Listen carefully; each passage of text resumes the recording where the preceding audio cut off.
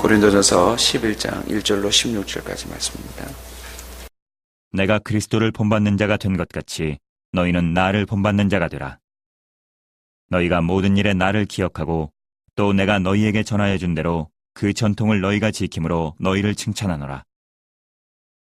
그러나 나는 너희가 알기를 원하노니 각 남자의 머리는 그리스도요 여자의 머리는 남자요 그리스도의 머리는 하나님이시라.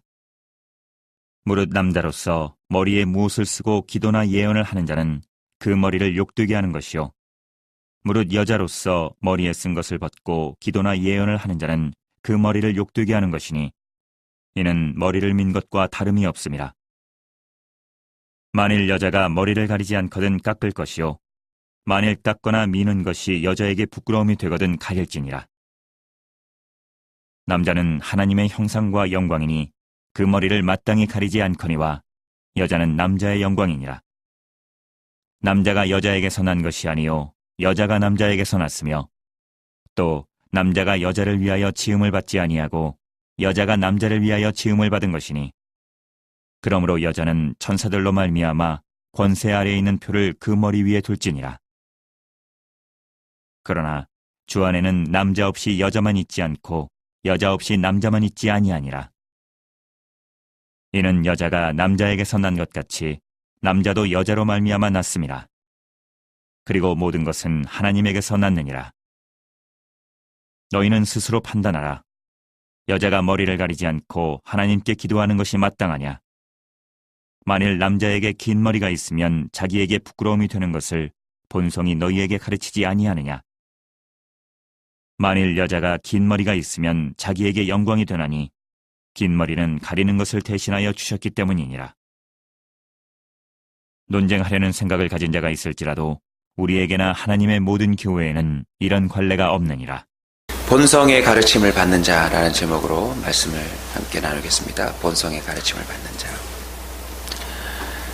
인간의 삶 속에는 늘어난 인구만큼 다양한 삶의 방식이 존재하고 또 지금도 현재 늘어나고 있습니다. 각 나라마다 틀리고요. 그리고 그 나라 안에 소속되어 있는 또 여러 다양한 민족들, 대한민국도 단일 민족이라지만 이미 다민족 국가가 되었죠. 우리나라 안에서도 이제는 설날, 추석 그 외에도 각 민족이 지키는 그런 다양한 삶의 방식들이 생겨나고 있습니다. 그뿐만 아니라 지방별로도 틀리고요. 그리고 가문, 또 그 사람의 성향에 따라서 참 복잡하고 또 그것 때문에 혼란스럽기까지 한 그 문화와 사람의 존재 방식들이 사람들의 삶 가운데 펼쳐져 있습니다. 근데 놀랍게도요, 공통된 본성이 있습니다. 손상된 점이 있기는 하지만 부부의, 부성의, 모성의, 형제의, 인간의 등 정말 부인할 수 없는 어느 나라든 어느 민족이든 통하는 일맥상통한 그런 본성이 있더라는 것입니다. 여러분, 본성이 무엇입니까? 추적해보면 그것은 뿌리에 맞닿아 있는 것이라는 것입니다. 오늘 본문도 유심히 보시면 교회 안에 여러 가지 머리에 쓰고 기도하느냐, 벗고 기도하느냐, 또 여자가 어떠냐, 남자가 어떠냐, 다양한 관례와 또 그로 인한 분쟁, 논쟁이 있을 수 있는데 바울은 이 고린도 교회 성도들에게 이렇게 말합니다. 본성을 따라가라. 본성의 가르침을 받아 행동하고 또 그렇게 덕을 세우며 살아가라고 말하고 있습니다. 자, 본성의 가르침을 받기 위해서 2절에 보시면 저희들이 기억해야 될 것이 있습니다. 잘 유념해야 될 것이 있습니다. 바로 믿음의 선배들이 전해준 좋은 전통입니다. 여러분, 우리 앞세대에서 믿음으로 아름다운 삶을 살았던 선배들이 우리에게 물려준 전통 속에 뿌리로부터 연결되어 있는 그런 좋은 것들이 있음을 놓치지 말아야 될 줄로 믿습니다. 먼저 성경을 늘 보셔야 합니다. 오늘 시대의 문화와 형편과 다 다르다고 무시할 것이 아니라 성경 속에 이미 우리가 따라야 될 좋은 본보기가 있더라는 것입니다. 그 인물들 한 사람 한 사람이 어떻게 하나님을 대하고, 어떻게 가족을 대하고, 이웃을 대하고, 어떻게 세상 사람들을 대했는지에 대한 좋은 예들을 저와 여러분이 따라가면 우리가 서 있는 어떤 곳에서라도 온전한 사람으로 설 수 있는 은혜가 있을 줄로 믿습니다.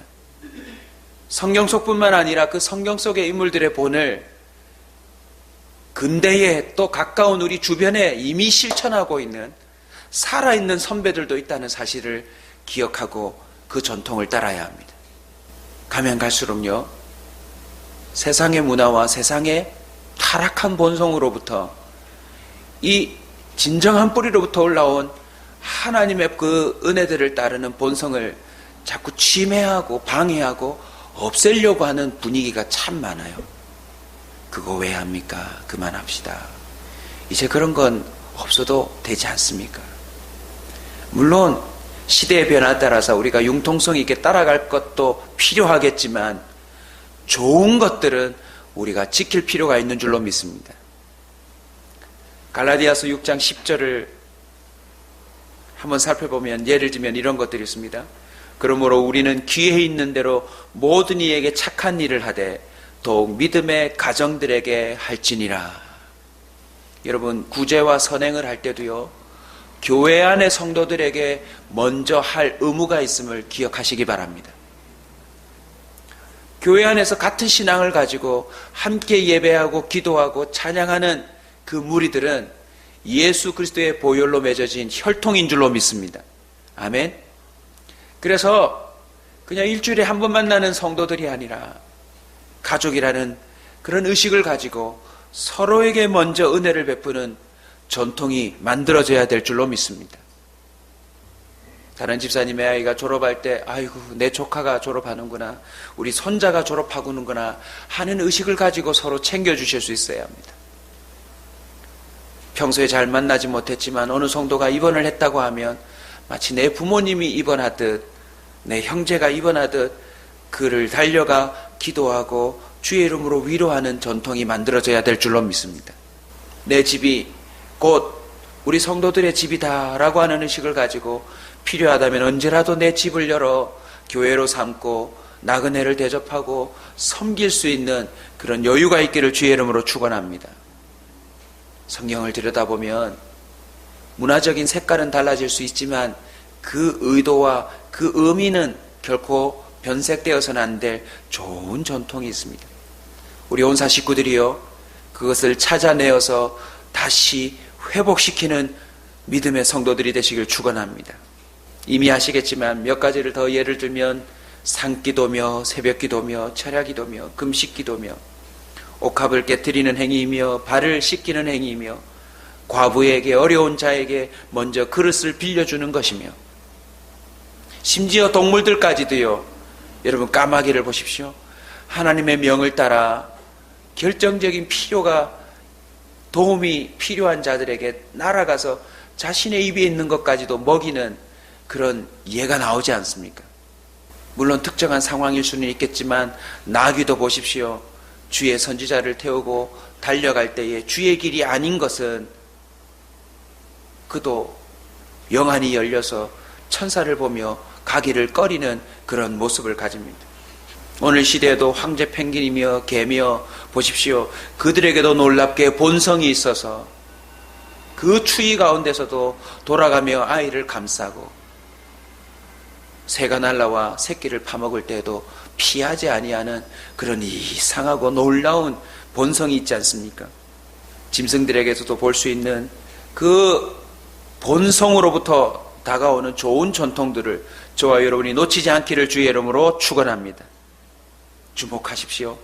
관심을 가지고 찾아내십시오. 믿음의 선배들이 전하여준 좋은 전통을 따를 때 저와 여러분은 이 시대에도 온전한 삶을 살 수 있는 줄 믿습니다. 그 다음으로 우리가 살펴보셔야 될 것은 바로 12절입니다. 12절 한번 같이 읽을까요? 이는 여자가 남자에게서 난 것 같이 남자도 여자로 말미암아 났습니다. 그리고 모든 것은 하나님에게서 났느니라. 믿음의 선배들이 전하여준 좋은 전통을 추적해보면 결국 그것은 어디서부터 나는 것입니까? 하나님께로부터 났던 것입니다.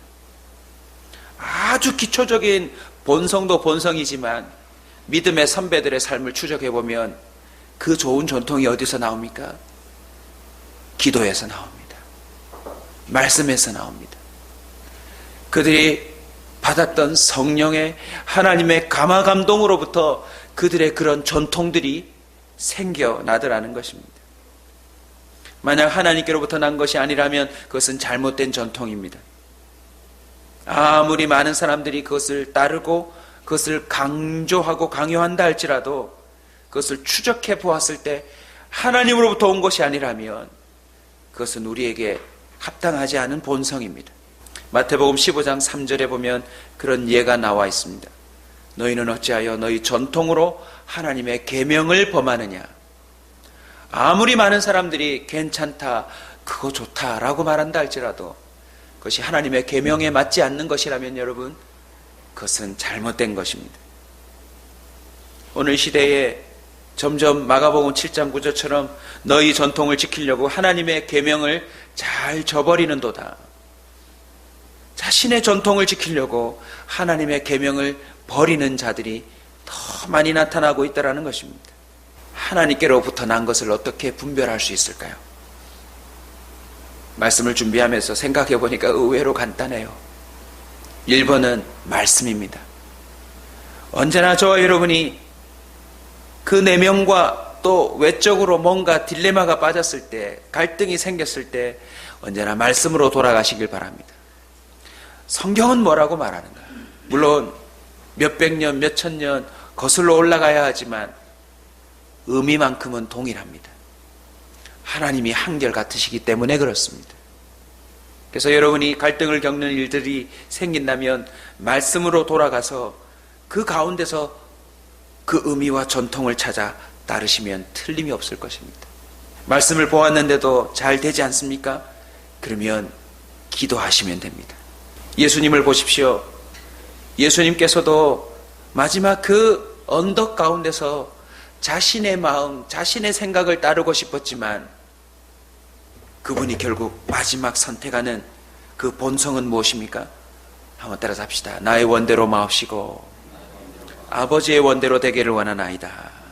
여러분, 우리의 본성이 아무리 내 마음 깊은 곳에서 왔다고 치더라도 하나님의 말씀과 상치된다면, 하나님의 그 마음과 하나님의 성품과 반대된다면 우리는 과감히 그것을 내려놓을 수 있는 사람이 되어야 될 줄로 믿습니다.